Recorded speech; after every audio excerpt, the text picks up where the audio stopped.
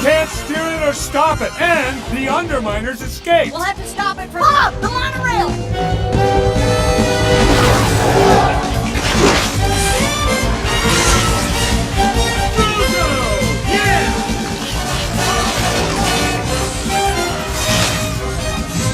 We have to stop this thing before it gets to the overpass! I'm trying to keep it away from the buildings.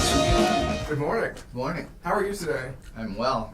It is really great to talk about this film. I've been waiting for this one for a while, it feels. It's triumphant to see that you've picked up, and the energy seems to just go right from the first film, that you could watch them in order and just flow through. Like a bat out of hell. Did you have, how do you develop to keep that energy flowing, as if you're going from just one adventure right into the next adventure? Well, I would love to say that it was spontaneous, but animation is many things, but it's not spontaneous. I don't know. I thought that it would be interesting to pick up the second that the first movie ended. And, they're about to go into a situation, so it was fun. But the challenge with a sequel, and I've done two now, is how do you do something that honors what's done before but not be predictable? And so the movie starts with a pretty minor character, and from his point of view. And I thought that was an unusual way to start the movie. Do you, when you're doing a film like this, and you've talked before about the influence of spy movies on on this film and your career, do you think of this as a spy movie first? Because that, to me, that's... Oh, you don't? Sorry. I don't. I think that I was trying to figure out why I had that vibe in the first film. And I think it's because when I was a kid, over-the-top fantasies, the best ones, were not superhero movies. They were kind of relegated to cheap animation and campy, like the Batman show with Adam West. The only thing, the best representation of, really over-the-top villains and great gadgets and impossible situations was spy movies, Bond and Man from U.N.C.L.E. and Mission Impossible and all of those kind of things had the evil villains and the great gadgets and the impossible worlds, but they were built around the spy thing.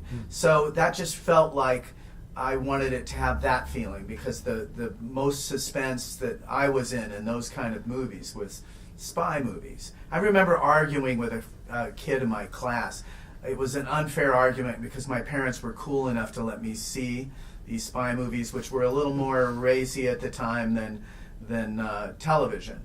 But I argued with this classmate of mine about who would win in a fight between James Bond and Batman, and I was so, not for 1 second that I didn't believe that Sean Connery could clean Adam West's clock. I would agree with you. Yeah, for sure. Yeah.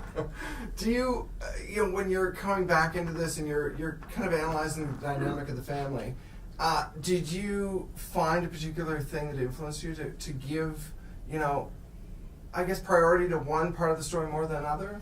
Is there anything there? Not consciously. I just thought, because probably Bob and Helen actually have close to the same screen time in both movies.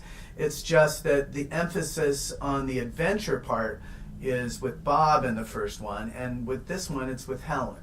And so they are really the two main characters, and then the family and Frozone, and those are the kind of core characters. So it was just saying what would happen if, and then take it from there. And it feels like everyone's kind of not quite in their comfort zone, which makes for a better story. Well, yeah. I mean, they weren't in their comfort zone in the first movie either. They were unhappy with having to hide their powers. Bob didn't like his job, So, but it's that kind of stuff that is interesting to me, rather than, they have 5, doopity bops that they've got to project into the atmosphere of X, and it's like, I don't care about that. What I care about is, raising my kids and making the rent and dealing with mortality and is keeping my marriage, intact and running smoothly, All those things are kind of life things. And then if you inject the superhero stuff into that, it becomes, I don't know, more interesting for me. Thank you very much. All right.